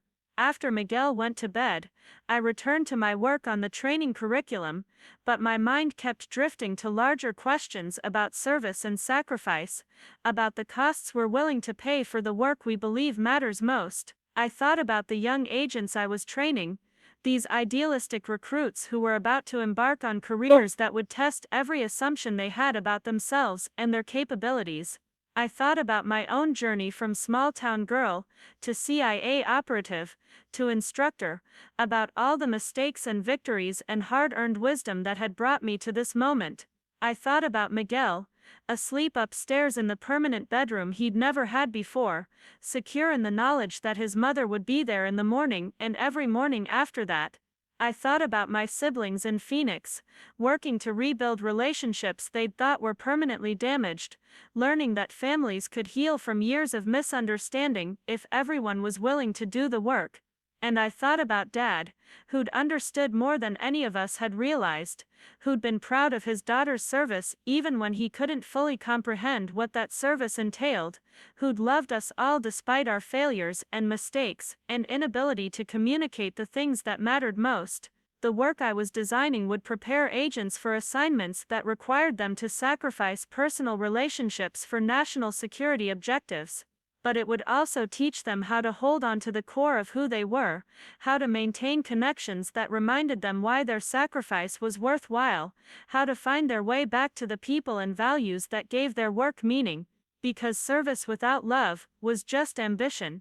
Duty without connection was just obligation. The work only mattered if it protected something worth protecting, and the things most worth protecting were often the relationships we thought we had to sacrifice to do the work properly. I'd learned that lesson the hard way, through 15 years of separation and secrecy and missed opportunities for connection, but I'd learned it eventually, and perhaps that hard-earned wisdom could help the next generation of agents navigate the challenges more successfully than I had. Outside our house, the Virginia suburbs were quiet and peaceful, protected by thousands of men and women whose names would never appear in history books, whose sacrifices would never be publicly acknowledged, whose work made possible the ordinary evening I was enjoying with my son. Some of them were probably sitting in safe houses on the other side of the world, missing their own children's bedtime routines, making the kinds of sacrifices I'd made for so many years. They were doing essential work, work that mattered, work that required everything they had to give, but they were also people who would someday need to find their way back to the lives they'd left behind, to the relationships they'd protected by keeping their distance, to the families who'd never fully understood what they'd been doing while they were gone. That was the work I was meant to do now. Not preventing disasters in foreign countries, but helping the people who prevented those disasters find their way home when the mission was complete. Teaching them that service and love weren't mutually exclusive, that the greatest victories often happen not on battlefields or in embassy backrooms, but around kitchen tables where families chose forgiveness over resentment, understanding over judgment, connection over pride. It was different work than I'd done before, but it was no less important, because at the end of the day, we weren't protecting abstract concepts like democracy or freedom. We were protecting the ability of families to sit around their dinner tables and argue about homework and share stories and plan for futures they believed were possible. We were protecting the right of children to grow up thinking their biggest problems were chemistry tests and soccer tryouts, and whether the girl in their class liked them back. We were protecting the possibility that love could survive misunderstanding, that families could heal from years of separation, that people could find their way back to each other even when the path seemed impossible to navigate. Miguel's light was still on upstairs, probably reading one more chapter before sleep. In Phoenix, Mom was watching her evening news programs, perhaps thinking about the son-in-law and grandson she'd finally gotten to know. Diana was probably reviewing quarterly reports in her Scottsdale home office, taking breaks to text me random thoughts about Miguel's upcoming school events she wanted to attend. Carlos was somewhere reviewing construction plans, making mental notes about projects Miguel might find interesting when he visited this summer. All of us connected now, in ways that had seemed impossible just 6 months ago, before Director Wells walked into that church hall, and changed everything with a simple question. I'm looking for Agent Martinez. I'd spent 15 years being Agent Martinez, sacrificing personal relationships for professional obligations, believing that service required me to choose between love and duty. But I'd learned that the best agents weren't the ones who abandoned their humanity for the mission. They were the ones who fought to maintain their connections to the world they were protecting, who remembered why the work mattered, who found ways to serve their country without losing their souls. Tomorrow, I would stand in front of another classroom full of eager young agents and try to teach them lessons I was still learning myself. I would help them understand that the greatest challenge wasn't surviving hostile foreign environments or maintaining complex cover stories, it was finding their way back to themselves and the people they loved when the mission was over. It was learning that heroes weren't people who sacrificed everything for abstract principles. They were people who figured out how to serve something greater than themselves without losing the relationships that made life worth living in the first place. Outside, Virginia slept peacefully under the protection of people whose names no one would ever know. Inside our house, Miguel finished his reading and turned off his light, secure in the knowledge that his mother would be there in the morning. And in her home office, Agent Martinez closed her laptop and prepared for another day of teaching the next generation of intelligence officers how to save the world without losing themselves in the process. The mission continued, but now it included coming home. 2 years had passed since that transformative day at Dad's funeral, and I stood in the graduation ceremony auditorium at Quantico, watching my latest class of trainees receive their assignments. These weren't the same eager faces I'd started with 18 months ago. The intensive program had carved away their naive assumptions about intelligence work, replacing youthful idealism with hard-earned wisdom about the true cost of serving in the shadows. Agent Jennifer Park stepped forward to receive her assignment envelope, her posture reflecting the confidence that came from surviving psychological evaluations, combat training, and months of learning to live convincingly as someone else. She'd been one of my most challenging students, brilliant but headstrong, reminding me uncomfortably of the young woman I'd been when I first arrived at this same facility 20 years ago. Park had questioned everything, pushed back against protocols, argued that family connections made agents stronger rather than more vulnerable. She'd written her final thesis on maintaining psychological health during long-term undercover assignments, citing research I'd helped develop about the importance of authentic relationships in preventing the identity fractures that ended too many promising careers. Now she was headed to Berlin, where she'd spend the next 3 years posing as a graduate student while monitoring emerging threats from Eastern European criminal organizations.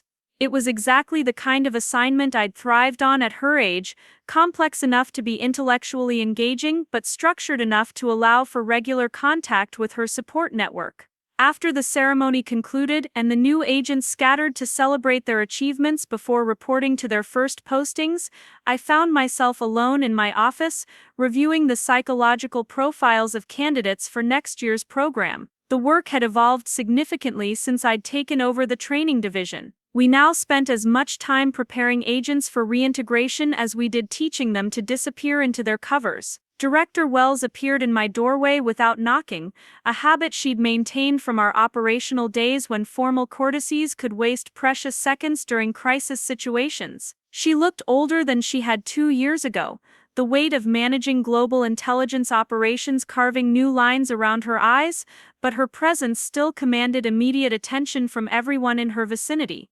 "Impressive graduation rate this year," she said, settling into the chair across from my desk. 96% completion, lowest psychological casualty rate in program history. I leaned back in my chair, feeling a satisfaction that was different from anything I'd experienced during my active service years. Training successful agents provided its own form of fulfillment, knowing that dozens of men and women were now serving their country more effectively because of lessons learned in my classroom. "The family integration protocols are working," I replied. "Agents who maintain authentic relationships during training show significantly better resilience during extended assignments." Speaking of family integration, Wells said with the slight smile that usually preceded important news, "I have something to discuss with you. The deputy director position is opening up next month. Henderson is finally retiring." The offer hung in the air between us like a challenge. Deputy director of the Central Intelligence Agency, third highest position in the organization, responsible for overseeing operations that shaped American foreign policy across 6 continents. It was the kind of career pinnacle I dreamed about during my early years as an operative, the ultimate validation of my service and capabilities. It would also mean longer hours, frequent travel, briefings with cabinet members and congressional committees, responsibility for decisions that could affect thousands of lives. It would mean less time for Miguel's senior year of high school, fewer family dinners, missed soccer games and parent-teacher conferences, and all the ordinary moments I'd fought so hard to reclaim. "That's quite an honor," I said carefully. "You're the obvious choice," Wells continued. "Your operational experience is unmatched, your training innovations have revolutionized how we prepare agents for long-term assignments, and your security clearance is already at the appropriate level. The transition could happen as early as next month." I thought about Miguel, now 17 and thriving at his Virginia high school, captain of the soccer team and president of the Model United Nations Club. He'd grown into the kind of young man who made thoughtful decisions and treated everyone with respect, who understood that his mother's work was important, but never doubted that he was more important to her than any assignment. I thought about Diana, who'd become one of my closest confidants over the past 2 years, calling regularly to discuss everything from work challenges to relationship advice to shared concerns about Mom's health. She'd visited 6 times since we'd moved to Virginia, developing a genuine relationship with Miguel that went far beyond obligatory aunt duties. I thought about Carlos, who'd surprised everyone by taking early retirement from real estate development to focus on community service projects, inspired by conversations we'd had about finding meaning in work that helped others rather than just generating profit. He'd started a nonprofit organization that helped military veterans transition to civilian careers, drawing on insights he'd gained from watching my own difficult re-entry into family life. And I thought about Mom, now 81 and still living independently in Phoenix, but increasingly dependent on family support for medical appointments and household maintenance. Diana and Carlos had been sharing those responsibilities, but they both had their own careers and families to manage. "It's an incredible opportunity," I said finally, "but I need some time to think about it." Director Wells nodded, understanding the considerations I couldn't articulate directly. "Of course, take the time you need, but Sofia, opportunities like this don't come around often. You'd be the first Latina to hold the position, the youngest deputy director in agency history. You'd be shaping intelligence policy for the next decade." After she left, I sat alone in my office as the afternoon light faded beyond my windows, wrestling with a decision that felt like a test of everything I'd learned about balancing service and family, duty and love, professional ambition and personal fulfillment. My phone buzzed with a text from Miguel: "Practice running late again, home by 7 for dinner," followed immediately by another message: "Aunt Diana called, wants to know if we're still planning Phoenix trip for Thanksgiving." The Phoenix trip. We'd been making the journey every few months since Dad's funeral, building relationships that grew stronger with each visit. Miguel had developed a close bond with his grandmother, spending hours listening to her stories about Dad's younger days, about the dreams and challenges that had shaped the man I'd never fully understood while he was alive. These visits had become anchoring points in our lives, reminders of where we'd come from and how far we'd traveled together. Miguel loved exploring the desert landscapes of his mother's childhood, understanding the environment that had shaped my earliest dreams of seeing the world beyond Arizona's borders. But accepting the deputy director position would mean fewer trips, less flexibility, reduced ability to be present for the family relationships we'd worked so hard to rebuild. It would mean returning to the kind of compartmentalized existence I'd lived for 15 years,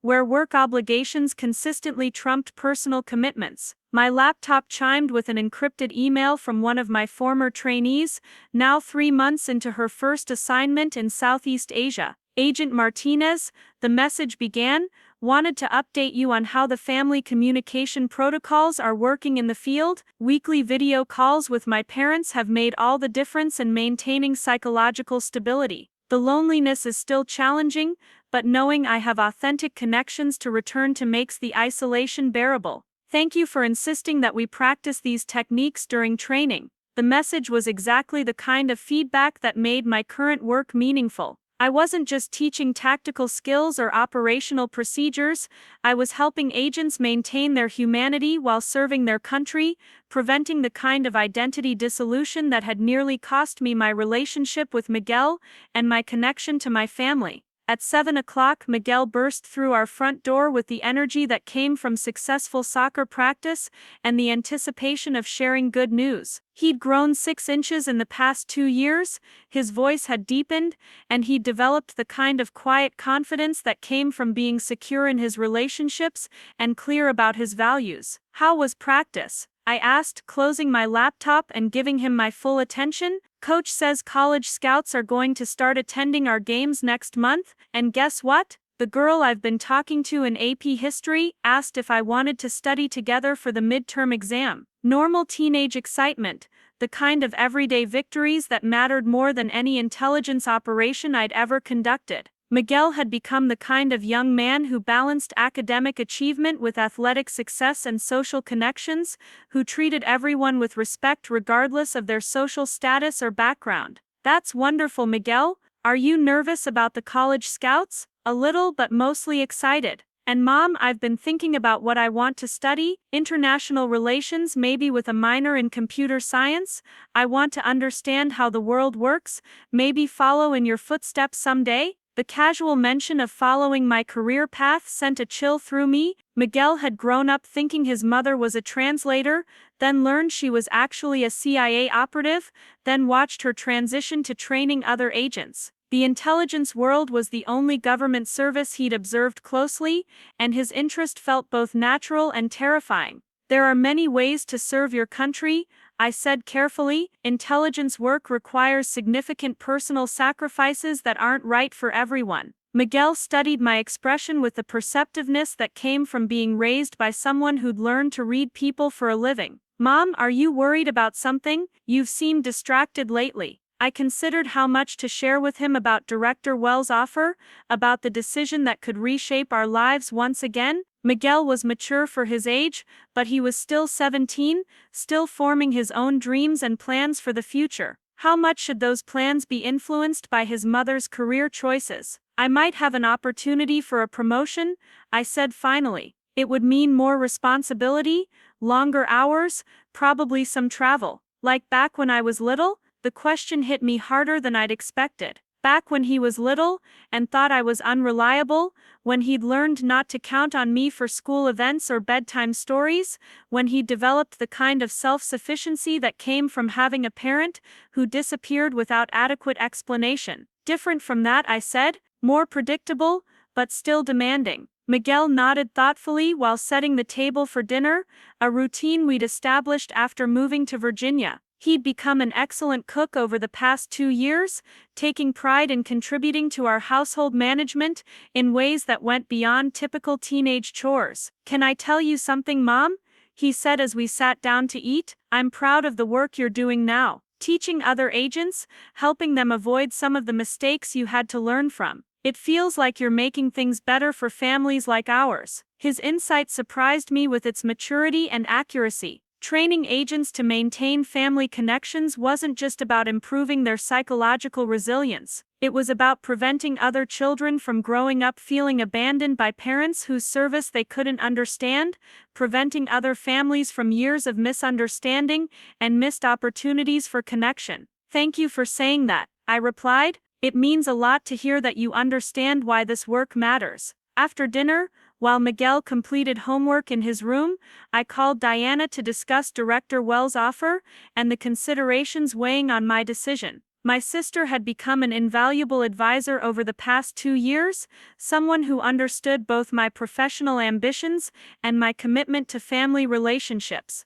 "It sounds like an incredible opportunity," she said after I'd explained the position and its requirements. "But it also sounds like it might require you to choose between career advancement and being present for Miguel's senior year." That's exactly the dilemma. I've spent 2 years learning how to balance my career with family relationships. Taking this position might mean sacrificing that balance for professional achievement. Diana was quiet for a moment, probably thinking about her own career decisions and the trade-offs she'd made between ambition and personal fulfillment. When she spoke again, her voice carried the wisdom that came from her own experience, navigating executive responsibilities while maintaining meaningful relationships. "What does Miguel think?" she asked. "I haven't told him about the position yet. He's got college applications and senior year activities to focus on. I don't want my career uncertainty to become his burden." "Sofia, you've taught him that your work matters.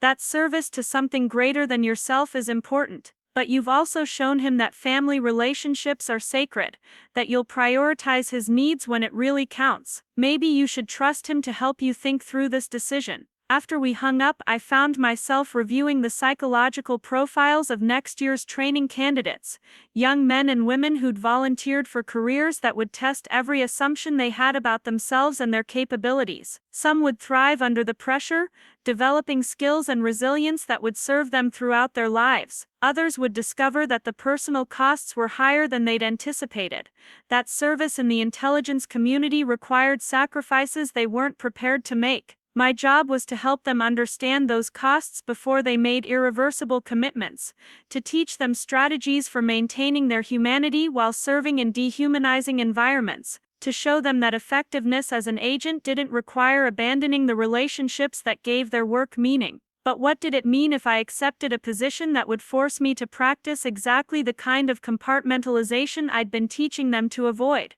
The next morning, I found Miguel in the kitchen making breakfast before school, a domestic routine that had become one of my favorite parts of each day. He moved around our kitchen with practiced efficiency, preparing meals that reflected both his Mexican heritage and his Virginia upbringing, creating fusion dishes that somehow represented the complexity of our blended identity. "Miguel," I said, sitting at our kitchen island with my coffee, "I want to talk to you about something." He looked up from the eggs he was scrambling, his expression immediately attentive. The seriousness in my voice had triggered the kind of focused attention he'd learned to give when important family discussions were beginning. I told him about Director Wells' offer, about the responsibilities and opportunities that came with the deputy director position, about the potential impact on our family life and his remaining time at home before college. I explained the decision-making process I was navigating, the considerations that made this choice more complex than simple professional advancement. Miguel listened without interrupting, processing information with the thoughtfulness that came from being raised to understand that important decisions required careful consideration of multiple perspectives and long-term consequences. When I finished explaining the situation, he was quiet for several minutes, finishing breakfast preparation while thinking through everything I'd shared. Finally, he turned to face me directly, his expression serious but calm. "Mom, do you want the job?" "Yes," I admitted. It would be challenging and meaningful work, the kind of position I dreamed about when I first joined the agency. "Then I think you should take it." His immediate support surprised me. I'd expected him to advocate for maintaining our current stability, to prioritize his senior year activities over my career ambitions. "Miguel, this position would mean less flexibility, more demanding schedules, probably some travel. It might mean missing some of your games and school events." He smiled, and I saw my father's wisdom in his young face. "Mom, you've been at every important event for the past 2 years. You've never missed a parent-teacher conference, never been absent when I really needed you. I trust that you'll figure out how to balance this new job with being my mother. But what if I can't? What if the demands of the position force me to make the same kinds of choices I made when you were younger?" Miguel considered this question while pouring orange juice, his movements deliberate and thoughtful. "Then you'll handle it the same way you handled it before, except this time I'll understand what you're doing and why it matters. The difference isn't the work, Mom, the difference is the honesty." His insight took my breath away. He was right, of course. The problem during his childhood hadn't been my career demands or my irregular schedule. The problem had been the secrecy, the inability to explain why I was leaving or when I'd return, the necessity of maintaining cover stories that prevented authentic communication about what mattered most in our lives. But this position wouldn't require me to lie about my work or disappear without explanation. Miguel would understand when I had to travel, why certain meetings were essential,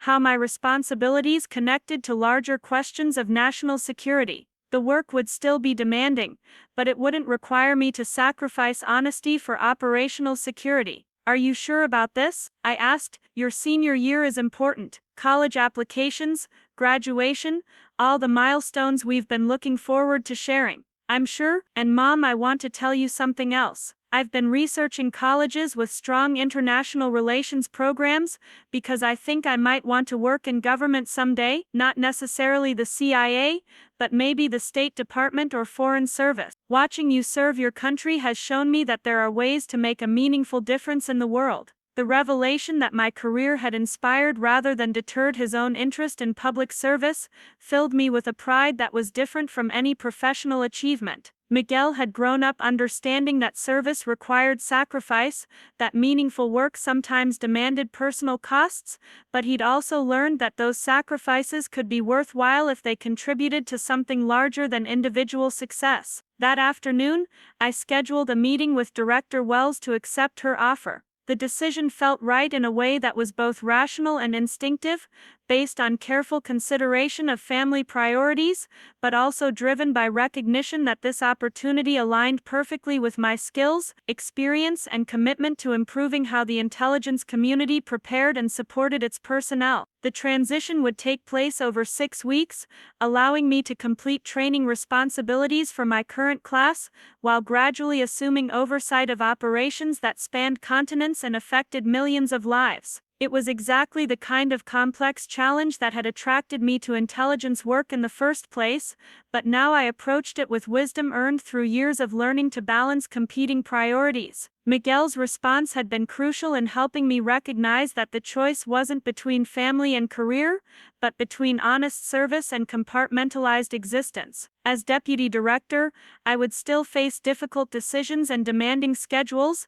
but I would face them as Sofia Martinez rather than Agent Martinez, as a whole person rather than someone playing a role. 3 weeks later, I stood in the same auditorium where I'd watched my trainees graduate, now being sworn in as the youngest deputy director in CIA history. Miguel sat in the front row, wearing the suit Diana had bought him for the occasion, his face glowing with pride as he watched his mother accept responsibilities that would shape American intelligence operations for years to come. Diana and Carlos had flown in from Phoenix for the ceremony, bringing Mom despite her reluctance to travel at her age. My entire family was there to witness this milestone, understanding finally that my career had always been about service rather than self-advancement, about protecting people like them rather than abandoning them for professional achievement. Director Wells administered the oath with the solemnity appropriate for someone assuming oversight of operations that could mean the difference between peace and conflict,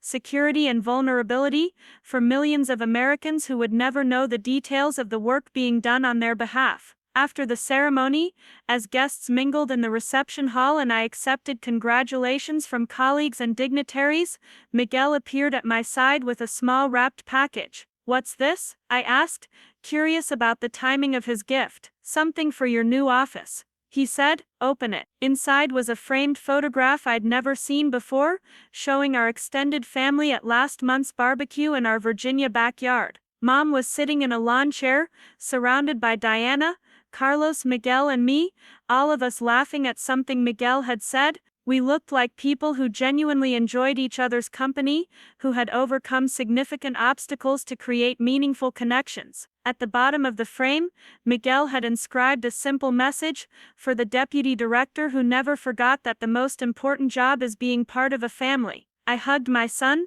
this remarkable young man who'd grown up thinking his mother was a failure, and had learned instead that she was someone who'd spent years protecting the very family relationships she'd seemed to neglect. He understood now that service and love weren't mutually exclusive, that the highest forms of achievement involved finding ways to contribute to something greater than yourself without sacrificing the connections that made life meaningful. Around us, intelligence officers and government officials continued their conversations about global threats and operational priorities, the complex challenges that would define my work for the foreseeable future. But at the center of it all was this truth that Miguel had helped me understand: the work only mattered because it protected the ability of families to gather in backyards and share meals and celebrate each other's achievements. Over the following months, as I settled into my new responsibilities, and Miguel navigated his senior year with the confidence that came from having a mother who was finally able to be completely honest about her career,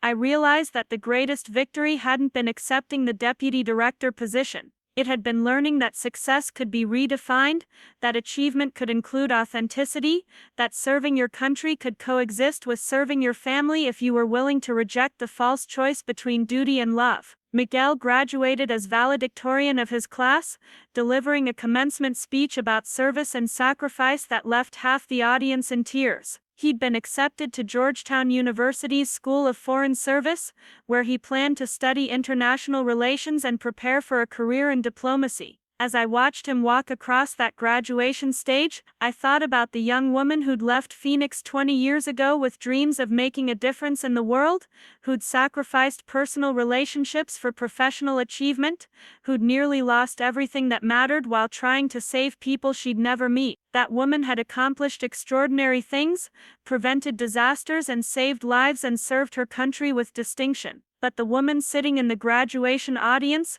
watching her son prepare for his own career in public service, had accomplished something even more extraordinary. She'd learned that the most important intelligence operation was the one that happened around kitchen tables and in backyard barbecues, and during quiet conversations between parents and children who trusted each other enough to be honest about what mattered most. The mission continued, but now it included coming home every night to the people who made all the other work worthwhile. Up next, you've got 2 more standout stories right on your screen. If this one hit the mark, you won't want to pass these up. Just click and check them out.